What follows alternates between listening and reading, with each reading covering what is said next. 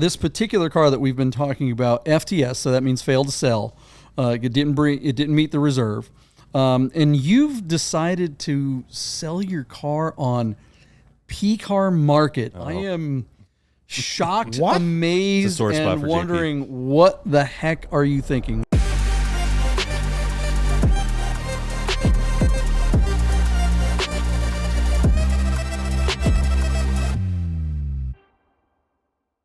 Upbeat, which I'm not an upbeat. Okay.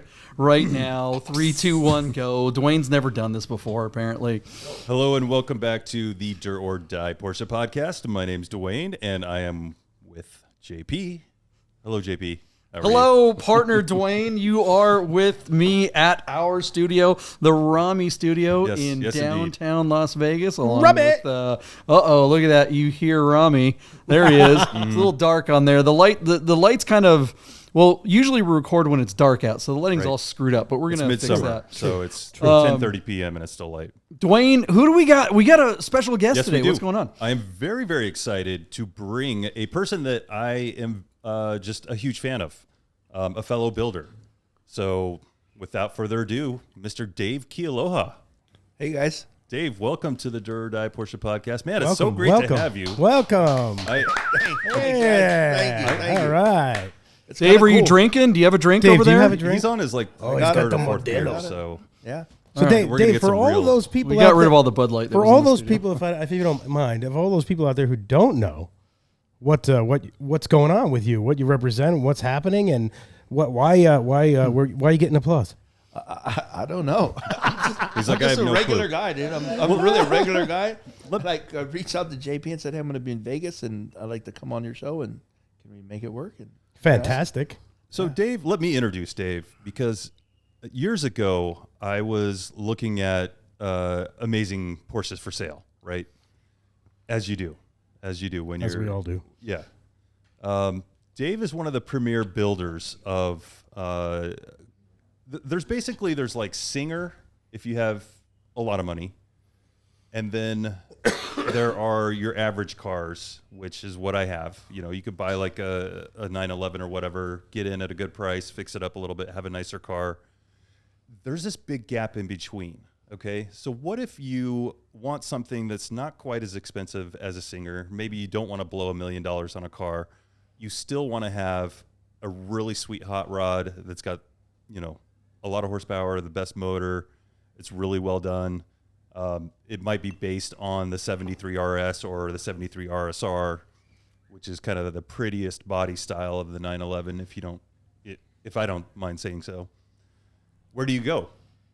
There's kind of this little niche kind of audience that is looking for a car in that range. And I think, Dave, you've actually found kind of that recipe of building in kind of that area. Does that make sense? Am I making sense of what I'm saying here? I have no idea. Okay. You are to me a little. And yes, I kind of am in, I guess, that niche, so to speak. Because your cars are not a $50,000 911. They're not even $150,000. They're beyond that, right? But they're also not $1 million Singer. I wish they were, but yeah, they could be. There yet. Actually, you might get to that point. But there's parts of it that are very expensive, and there's I mean, I don't know how to say it. I mean, I like to build a car. I'm really passionate when I'm building it. Yeah. And people like them a lot. And I don't know. I just kind of build it to like what I like, and hope that everyone else likes it too. Your taste is exquisite. Let me just say. Let's go back to the beginning though, because how did this all start? Where's the passion from? Hold on. I gotta hop in here. Okay. I gotta hop in here, Dwayne. I don't know what the hell Dave does. I don't either. I know Dwayne knows all about. I'm like Dave. I was gonna say. Can you just tell me like one at a time? Treat one me at like a time a here, moron. guys. We're already off the rails here. Dave, you build cars. How many cars do you build? What? Just tell us about what is it that you do here? Everybody doesn't know that. Okay. Okay. I just started kind of building 911s one day. I had a Porsche when I was a lot younger. I was still in my teens, I think, or right out of my teens. Cool. And I kind of went away and got surfing and just got out of all of that and kind of stayed with, cars. I like cars and I do things with cars, but I just didn't ever really get back into building Porsches or anything. And one day I picked up this 911. God, it's been about 20 years ago. And I thought, I'm going to build an RS, because RS clones were kind of popular. I thought, I'm going to build an RS out of this. Nice. And so, and then for some reason or another, the car didn't start. It sat in my garage for years. Shocking. Electrical problems. And then I just amassed a bunch of parts, and I built this narrow body RS out of an SC. And it was a pretty nice car, not a real high level car, but I think I sold it for about 80,000, 70,000. Wow. Back. Oh. Okay. So I was building this car, and I amassed a bunch of parts. And when I sold it on eBay, I think it was 70,000, 80,000, somewhere around there. And people were just blown away. They're like, how did you get this much money for an SC? And I was like, I don't know. I kind of built what I liked. I kind of had an idea. I wanted to do this. And I wanted, like opening vent windows on it. I wanted to have, the white color with these gold wheels. And I just kind of followed that through to what I wanted. And people kind of responded, and they liked it. And so then I bought another car after I'd sold that one, and I thought, I'm going to build an RSR because that's what I really wanted to build. But at the time, I didn't have the budget to build that with the narrow body. And so I built an RSR, and that was a signal orange car that I brought up to Monterey. Which is like turbo-sized flares on a long hood. So like the older style F-body with turbo fenders. Yeah, well, I started with actually a sacrilege, some people said. It was a M491 car, and I turned it into a wide body long hood. Which most people would never modify. Yeah. Right, because the M491, as Deeb can attest to, is, a cool car in its own right. Like, you wouldn't really, unless it was like derelict. No, right? This was a running, driving, really like a 50,000 mile car. Uh-huh. But it was guards red, and I had 3 of those. 3 guards red M491s, and I turned them all into long hood hot rods. Yeah. So the M491 is the turbo look without the turbo. Yes. See, I'm explaining now for the layman. Yeah, right? It's a great starting point because you have the turbo brakes, the turbo suspension, the turbo flares. So it's a great point to start with for that type of a car. Right. And I think this was when, Bright Singer had come out a couple years prior to that, and that's what kind of I wasn't trying to make a Singer by any means. It's unattainable for me to make a Singer. I could never do it. They're too nice of a car. But that's what I started with. I thought, hey, this is the best thing to start with.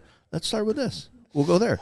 And so I cut them up. At what Rami, you have a couple of wide body 911s. Would you ever consider going full blown hot rod? I know your black turbos is pretty hot rod, but it's all under the hood. Would you ever consider cutting it up and backdating it? Ooh.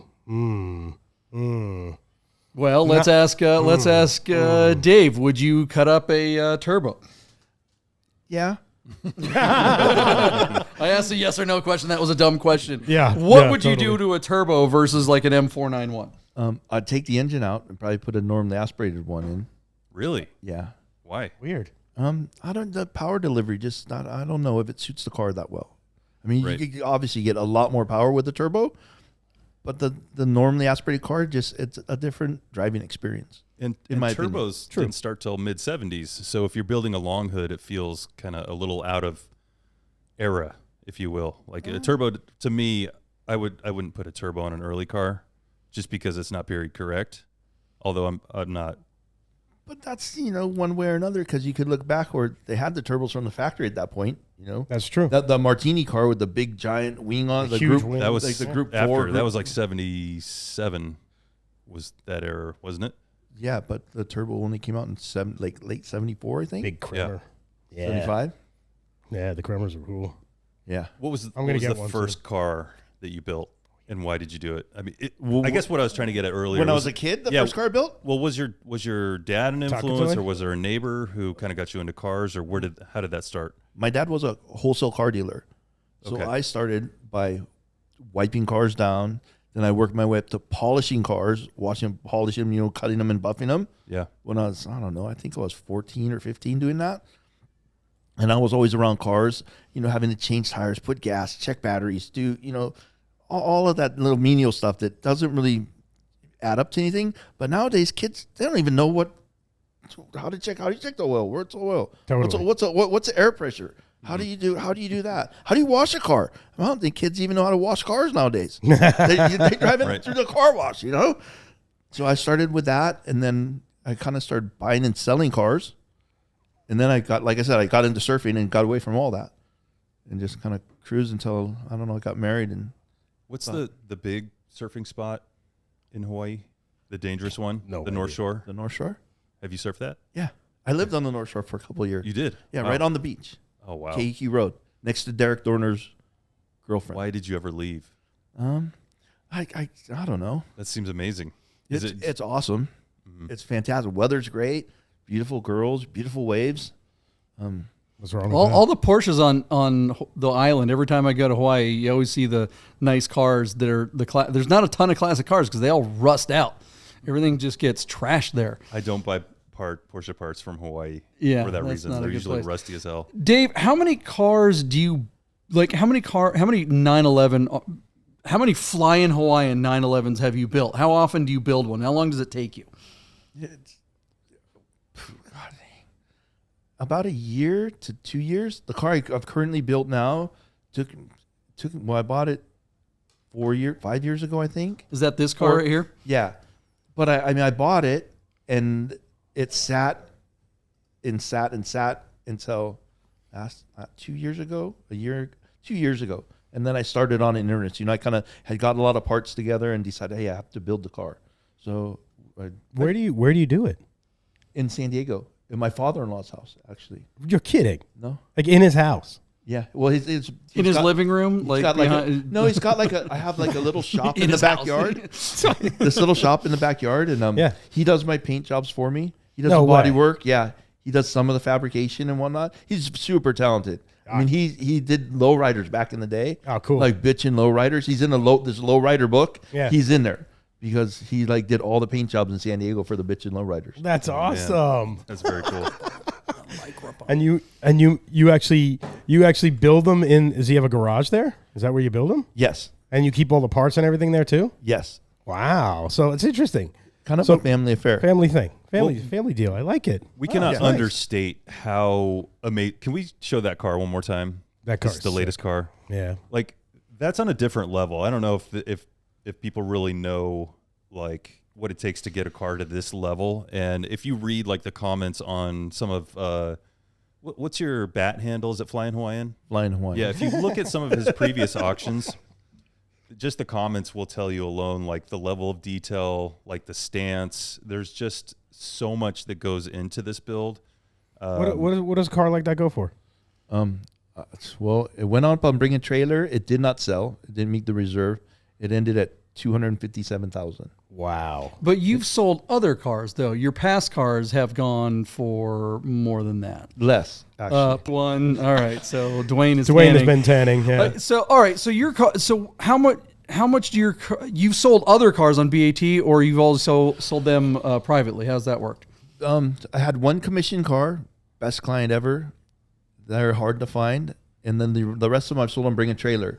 And I think they've done about 215, 225, 230 in that range, you know, all above 200. So this one here, FTS, it failed to sell at like 250 something. Yes. And why did you not accept that number?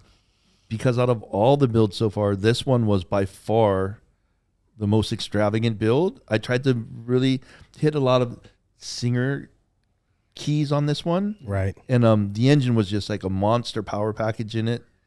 I mean, everything. We did The 3.8. The 3.8. It had a GT3 intake on it, Motec M130. I mean, it just had everything that the best stuff that I could get for it, we put onto the car. It has full 930 suspension in it with brakes. Wow, really? Yeah. So we had to change the chassis to do that. We put it up on the select bench before we even started. And, you know, it's just everything about it I could talk about all day long. Like that part was $3,000. That part was $20,000. That, you know, it just adds up. And of course. It just adds up. And I know about that. the 257 it wasn't enough money for the car. So. Right. Understood. Well, but okay. Compared to like a Singer, you know, a Singer is going to take the car completely apart every last bolt. So like what's the difference between what you did and something that would bring $1 million? All right. I mean, I'm not sure how much more you were expecting for this car. But like, what's the delta between what you built and what Singer is doing essentially? Okay. Singer has, well, obviously they've got a client that they're building the car for. So there's someone that's enamored with the car to begin with. Their branding is great. It's like selling Quicksilver shorts or selling shorts at a flea market. Even though they're brand new and they're kind of cool, they're not Quicksilver. So you're just not getting that dollar. But Singer, they put so much time and effort into the car. Not to say that I don't put as much, but I can't afford to have guys laboring over the car for thousands of hours. Right. 4,000 hours at $100 an hour. Do the math. $400,000. Yeah. So right? You're saying that a Singer does that then? They that's do the that. difference. Is that Yes. Okay? So that I guess I'm trying to quantify, not the amount of hours, but like what do those hours get you in a Singer that you don't get on a car that's built by a builder like you? And how do you bridge that gap? I mean, they get $1 million. You FTS'd at 2.5. Where do you want to be? And like, how much more value are you providing at your rate versus, I mean, their number is 3x what yours Right. I get brought on Bring a Trailer. I get you. Okay. So mechanically, the car is probably very comparable to a Singer. Mechanically, it's very comparable. Like probably some of the best parts equal to them, probably equal horsepower, lighter in weight, but it's just maybe not what. So when someone buys $1 million car, they're buying that car for themselves. They're speccing every single part of that car out. The color of the interior, the color of the exterior, what they want here, they want this there, they want that there, they want this on the engine. So this is kind of it's a compromise of a car, if you want to say that. I mean, it's not built for anyone, but it's kind of built for everyone. If that makes sense. Yeah, okay. I mean, it's not. So say, Rami, like I want a car that's pink and I want a black interior. I mean, I would love to build a pink car with a black interior. I don't know if I'd be able to sell it. Right. Right. But there's people out there that they want that. They just want what they want and they pay for what they want.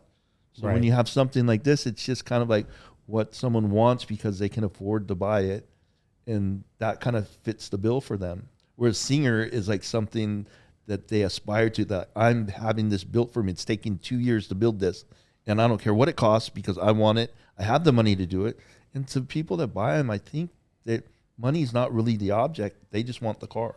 Right. They want to say, I have a Singer. They want to say, I have a Singer that's built for me. That's built for, because every Singer is built for a person. Right. But at the same time, the used car market's reflecting that they're worth more than they were to the original owner. Right. Just because someone can buy the car now and not have to wait the 2 years to get the car.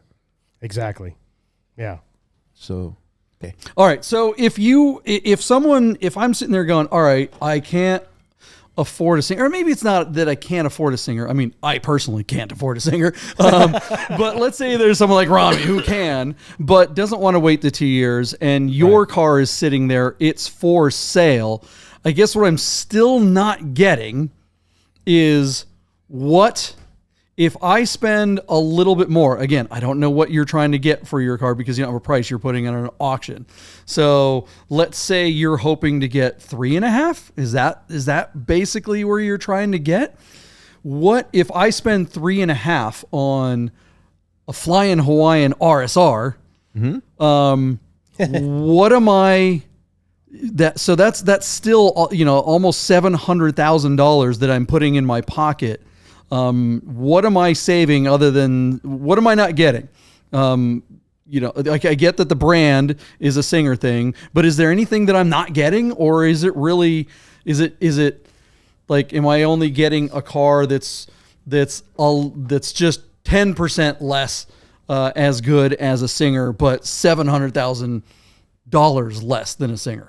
Maybe less than 10, maybe 5% less. But it's 5% less than but you have to remember, though, that 5% is like a huge amount. When you get to the end of building one of these cars, that 5% that Singer puts into it, that accounts for a huge amount of the cost of a car. there's sorting and whatnot that just and the amount of time and effort they put into the car. But like I said, they've got 2 years to get that car right for the customer. The customer, I know a guy in San Diego that's got one, and he's come up to that, visit the car while it was being built, and I think he's got 16,000 miles on the car now. He loves the car. He drives it all the time, and it's an amazing car. I mean, they do offer a warranty. I don't offer a warranty. They have air conditioning, and I don't have that, but I could put it in for you. It doesn't have heat either. There's no heat. There's no heat in your in a flying Hawaiian car. Is it because you're from Hawaii? Race headers on it. No, because he's in this car. He's prejudiced. He's from Hawaii. It's funny though. I bought this little rally heater in the UK, and I wanted to put it into the car, but it just sat in the parts in the shop. Wait, why? The new owner could add that if they wanted, right? Because if they really wanted the heater. I don't know. It was at my buddy's house. He wanted to try and build it into his car, and then he thought, I'm not going to do it. And so I got it back from him, and by that time I had the car done, and I just didn't do it. So how much is the heat? Like $700,000? That's what you get with a Singer. You get stupid. Exactly. Is it basically $700,000 for the Singer badge? Is that what it is? It's just the badge. It's ridiculous. Those cars are amazing. I mean, there's no getting around it. Those cars are like they're perfect. Yeah. Have you driven one back to back, like your car versus a Singer? Has anyone done that, or one of your cars versus a Singer? We should do it. I've never even driven a Singer. Hey guys, I gotta tell you about our friends Godden Porsche of Las Vegas and Godden Classic. If you're looking for a new Porsche or a classic, you gotta call our friend Steve at Godden. This guy. Save yourself the hassle of screwing around with all the auctions like we always talk about, and just talk to Steve. He'll find you the classic Porsche you're looking for. Godden Porsche of Las Vegas. If you don't subscribe to Bid Nerds on YouTube right now, I'm gonna shoot this 997. If you said, wait, that's a 996, you're a nerd. So subscribe to the new YouTube channel, Bid Nerds. Yeah, I mean, you're right, Dave, though. The Singer has the brand recognition, firstly, but then they also have like Ed Pink building the engines. So if you are an engine nerd, you can geek out on the fact that Ed Pink, a famous dragster engine builder, has built this 4.0 that's ridiculous, right? But you can buy that engine from Ed Pink. Yeah. You certainly can. $125,000. Right. But that was like 5 years ago. It's probably more now. That's another point you bring up. Since the last car that I built, costs have probably been 30 to 50% more over the past. Everything. All parts are just way off. It's called inflation, kids. Yeah. It's crazy. Do the previous owners, do you have a relationship with them, and do they reach out to you, or is it like once it's sold, you don't really talk to these? No, the last car that I built, the Riviera Blue car, I sold that. Ooh. And the guy was he's from LA, really really nice guy. He was a great customer. I would always serve his car for him. He would have it. He'd say, "Hey, I need this done. I need to have the valves adjusted. I need to have something's not right here." So I'd go pick up the car, bring it down to San Diego, service it, and bring it back to him. So you kind of do have a warranty of sorts. So you have a personal relationship with him, and you will take care of it. Yes, and you know how to get you know the people network to fix. Yes, so whatever's wrong. I do have. I mean, I don't offer a warranty, but I offer myself. Looking by the car, that there's a problem. That's pretty cool. You haven't always done Porsche though. Like there was a stretch where you were doing like classic Ford pickups. And I'm stuff still like doing that? those. Oh, I like those. So what's the difference between those and Porsche? I mean, in terms of like building them, selling them. Cubic dollars. Right. Totally. The Porsche tax, right? The so-called Porsche tax. Yeah. But I mean, aside from a Fuchs costs $450 versus a Ford F-150 wheel costs whatever $200. $5. $5. Aside from that free. price delta, It's free sometimes. It's free, dude. Like, that's what we're talking about. 10 million of them. And you go down a powder coat, it's $80 to powder coat. Yeah. Do you do like the old Ford pickups with the stick? Yeah, I have a couple. I have one coming up. Probably gonna bring a trailer soon. It's a '79 F350 rare truck to begin with, super cab 4x4. Really? It's a 460 engine, EFI electronic fuel injection. Yeah. Lifted. How much horsepower? I don't know, probably 500, 4. What? Something. I'm buying that thing. I'm buying that thing. That thing sounds like awesome. I want one. What color is it? Stick? It's like a dark metallic blue with a silver center. Oh shit. Two-tone. I love it. Two-tone, baby. Yeah. Two-tone. Rami just wants to be like Duane because Duane just got an F-150. You did? So, I didn't know that. You got an F-150? That's where I was. He got rear-ended, man. So hard to park that Datsun thing. got messed up. He gets rear-ended every weekend. It's fine. Okay. So, what color is the interior? Blue and white with gray. Oh, with the piping? Yes. No piping. No piping? I mean piping, but piping's blue. Okay. Is it a bench seat or 2 bucket seats? Well, it's a bench seat. Yes. But with the super cabs, the bench, it's Sure, a the split bench bench, so it has to be it comes forward at like a 30-degree angle, Yes. so you can enter it into the back. Ridiculous. Gotta have your lady next to you. It's like this. It's just enough. Just enough. Just and there's little seats, little jump seats in the back. Oh, that's awesome. They like pop down on the sideways, so you kind of face one another in the back. Oh my God! My Yes. S10 had that with the pop-down seats. Awesome. I don't know if they're seat belts. Who cares? Or they're seats. You don't have cares? those sinking seatbelts. Most of my cars don't have seatbelts. It's fine. You built a Mini as well. Oh yeah. You did? Little Yeah. Mini Cooper? What year? What's I think it was a 61 or 2. Driving like this? No, yeah, it was kind of Like the bus? yeah. And actually, I didn't build it, but a guy in San Diego built the car, and my friend had bought it and took it apart. My father-in-law repainted it, and he got tired of the project, so I bought it and just put it all back together. Oh, nice. you're the finisher? That was my first car I put on Bring a Trailer, and I think I got 27 or 28,000 for it. That was in 15 or 14, I think. Oh, wow. Yeah, it would go for a lot more now. Yeah, it was a nice little Mini. Early one, no rust. From an outside perspective, cool you're cars. you're kind of a notable person on Bring a Trailer. What's your relationship like with the BaT guys? And before they sold out, to, what is it, Haggerty, or what did they sell to, JP? No, it's not Haggerty. It's not Haggerty. It's some publishing company. Whatever. Yeah, Yes. Hearst, They- I think. Hearst bought it, I think. Yeah, Did you Hearst know the Potion, BaT yeah. guys, or have I they know reached out to I know Randy, Okay. and I see him when we see one another. We know one another. We talk a little bit, but I don't know any. You know, in BaT, it's a little different. When you submit your car there, you don't ever talk to anyone in person. Mm-hmm. It's all done through emails. You don't get like the front of the line. You don't have a no. I'm not. pass. I'm not Matt. Do you guys know Matt from 911R? 911R? I know. Yeah. him. I'm not Yes. Matt. Matt has a direct personal relationship with people there. I do not. I've only sold, I think, 30, 40 cars. He sold 1,000. 40 is Well, this particular car that we've been talking about, FTS, so that means failed to sell. It didn't meet the reserve, and you've decided to sell your car on P-Car Market. I am shocked, amazed, It's a sore spot and for wondering what the heck are you thinking? What is going on there? Have you ever sold anything on P-Car Market? Because our experience with them is not great. Okay. First, Here we go. the first answer is yes, I have sold something on P-Car Market. It was the half 911 I did that I brought up to Monterey 2 years ago. Half? Half. Cut the car in half lengthwise, so it's a man It's an cave art art. goes up on the wall. Oh, cool. I built an RSR and cut it in half and to go on the wall. We need that in here, except there's no room. Badass. So I sold that. I did sell something on P-Car Market. The second reason why the hell I would do it is because a friend of mine sold a car on P-Car Market, and he got $385,000 for it. And it was not. I'm not detracting from his car, but it was a much lesser car than the car that I have now. I mean, it's. I remember it was an RSR. Hold on. Did he try to sell it on BaT first and then put it over there? No. So he went there. So You went there. What makes you think that it wouldn't have brought more on BaT? And how long ago was it? Because things have definitely changed in the market. It was. Not this year after Monterey, but last year after Monterey. Okay. And it was. I think he sold it in September Was or it like October. gray? Yeah, it I was remember an that car. Etna blue car. Etna blue. Bro, things have changed a lot in the last year. Right. Absolutely. A lot. They have. But like I said, the car, I just didn't want to sell the car for $257, and I just thought it was not enough. Chef's got a Chef's question. got a question. So Chef's got to get into a Okay. microphone if you're going to do a question, Chef.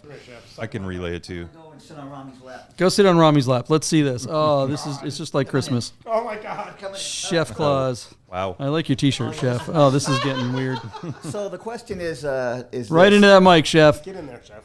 If a singer sells for, let's say, $750 to $1 million, and a Flying Hawaiian sells for $250, that's, we all know that's mostly because celebrities have singers and they're famous at this point. And they have a name. it would almost be worth giving a celebrity a $250,000 car just for the credibility that you could start selling them down the road at $750 to $1 million a piece. That's what dressmakers do. Yes. And Hire jewelry chef as makers. your He's, marketing guy. he's Chef. volunteering. He's Chef. he's I'm gonna. He's famous. You find me the celebrity. I'm gonna give him the car, and you just pay me the $250. wait. So you'll sell it for $250? No, but he can give me the $250. Yeah. If his cars aren't currently being driven by a celebrity, Right. or no one giving his car the same value when actually it is. Chef is saying you need a celebrity backer, essentially. Drive the shit out of it. Yeah, same here. Rami wants to be your celebrity. I think that's what's happening right here. You need about 20 million more subscribers. I think Rami's gonna get a taste of it tomorrow. I Yeah. think. Yeah. So- Yeah, we're gonna shoot Yeah. that. We're So gonna shoot it tomorrow. So, Dave, look, you know about our Bid Nerds podcast. We watch a lot of cars get sold, and we obviously pay attention to Porsches regularly. That's our thing. It seems like if the car has a name, that's the only way you can bring something that has 300. To get 300 or more means it's got to have a name. And I kind of felt like your name was a brand that was kind of getting there, but it feels like it needs something to push it over the top. I'm concerned that PCAR Our Market podcast. may or may not be it. Maybe it's Dur or Die that might get you over there, but I feel like Definitely Flying the podcast. Hawaiian is a brand that should be out there. Is it synonymous with Singer? Come on, no. But look, Kelly Moss is out there selling cars for amazing amounts of money. Correct. Rod Emery is up there with the Singer thing. But like your cars are way better than an RWB. A Kaya-Nissan just smokes a bunch of cigarettes and takes a hacksaw to your car, And and they get silicone. $350,000. Yeah, he gets what the a lot. hell? Yeah, and it's a publicity thing.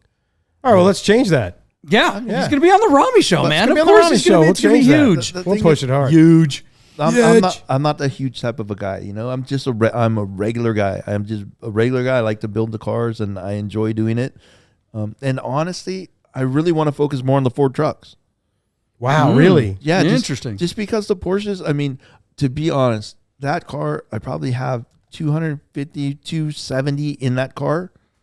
And it's just not, I mean, even if I got 350, if you added it up over the course of all the time that I've got in that car, it's not, they're not worth building if that's what is going to be the case, I see. Even though it's passion, a lot of it's passion. People say, well, you shouldn't make profit off of something like that. Well, I don't want to waste. No, you I don't have want to to waste make my profit. time. Yes, you should. Of course you should. Yeah. What I idiot agree. says you shouldn't make a profit off of Go on, bring a Someone trade. who's building never owned a something business beautiful. before in their Idiots. life. That's who. idiots? Well, here's a question.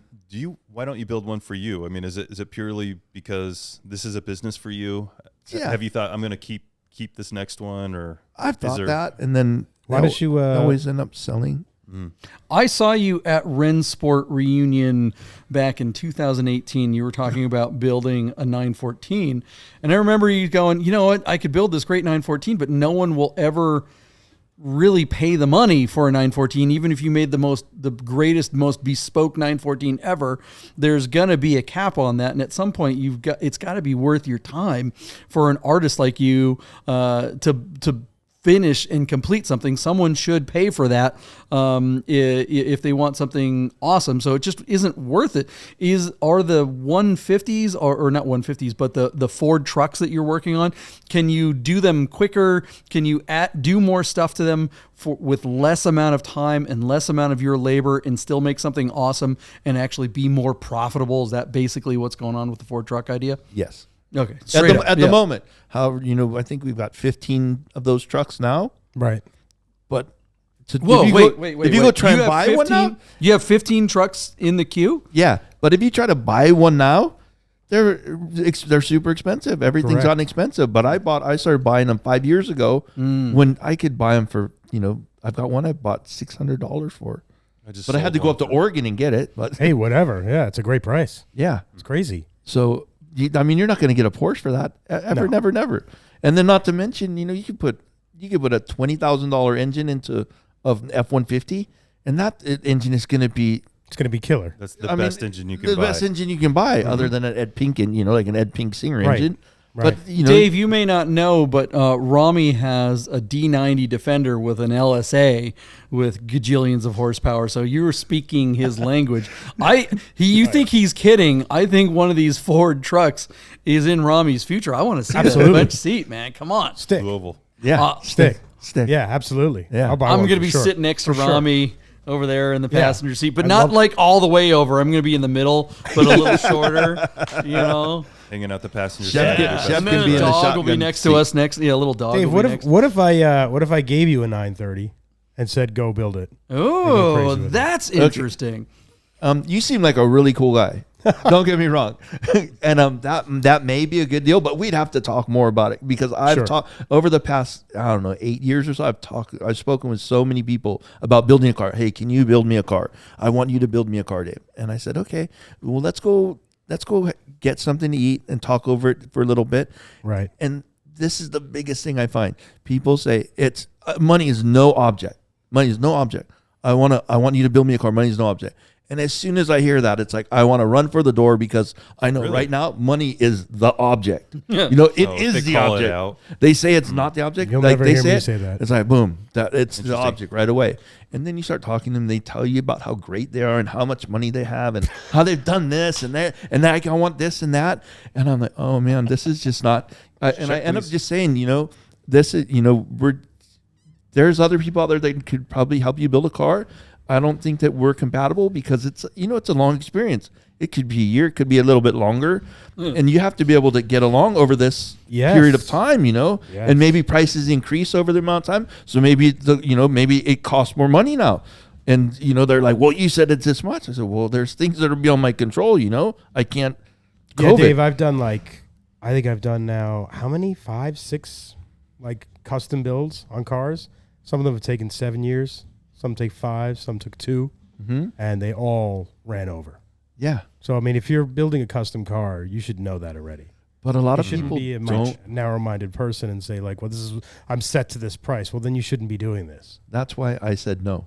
Yeah, smart. And I've tried it a couple times, and I had one client, and it worked out really well. Yeah. He was local in San Diego, which was nice because we were able to, work through everything. And it was a really great experience. He's a great guy.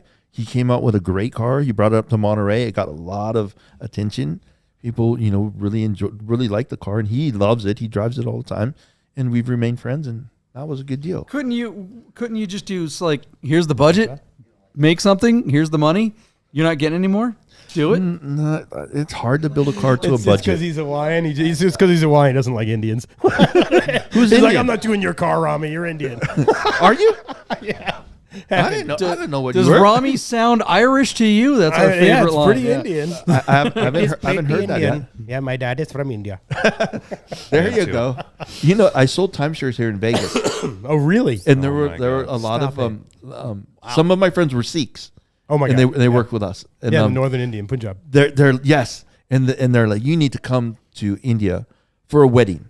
It's amazing. They're like, it's the most amazing thing. It's crazy. You'll love it. Come down there and come to a wedding. I experienced one in England, and it was nuts. It was nuts. You go to the temple, and they give you samosas and tea, and then you go, and they have these tables in the reception, and they carry the person in a chair, and the tables are just littered with liquor, like that. Rami, work the camera. Show me the liquor. I want to see that liquor. The liquor. The liquor. It's showering with liquor. All right. Raining liquor. Hey, Duane, what did we have? What name did we have for Chef with those sunglasses? Because we have Miami J, who's not here tonight. Those sunglasses. I don't remember. Did we have a name? I thought we had a name for Chef, but maybe not. Maybe he's just Chef is Chef. Twinkle Toes? It's like I Madonna. don't know. There's a guy selling drugs right outside my building, right? Maybe you talked to him before we left. I think it's time to wrap this one up. All right. I think it's time to wrap this one up. We'll save a little bit for the next episode, you guys. Thanks for hanging out for another Dirt or Die. Dave Kealoha, the Flying Hawaiian, we wish you all the luck in the world on your auction on this beautiful RSR build. And we will be. Are we gonna see you on Bid Nerds? Are you gonna stick around for do a Bid Nerds episode? Yeah. All right. And then you can also see Dave soon on an episode of the Rami Show. If you guys haven't subscribed to that channel, please do so. I assume you've already subscribe to this channel, the Die Porsche Podcast. Share an episode with your friends so they know that we're here. We're a growing channel. We're having a lot of fun making this show for you guys. Duane Wick, thank you, good sir. Thanks for being my partner. Thank you. On the Die program. Rami, yes, you're over there. Thanks for, making the studio and making it happen. We're going to go out and do a shoot tomorrow. That's going to be a lot of fun. Yeah, it's going to be great. Chef, thanks for sitting over there and giving Rami a little bit of chubby. I think he got pretty excited when you sat on his lap. That was a good time. Honestly, I know I would. We will see you guys on the next episode of the Die. See you guys. Bye. Later.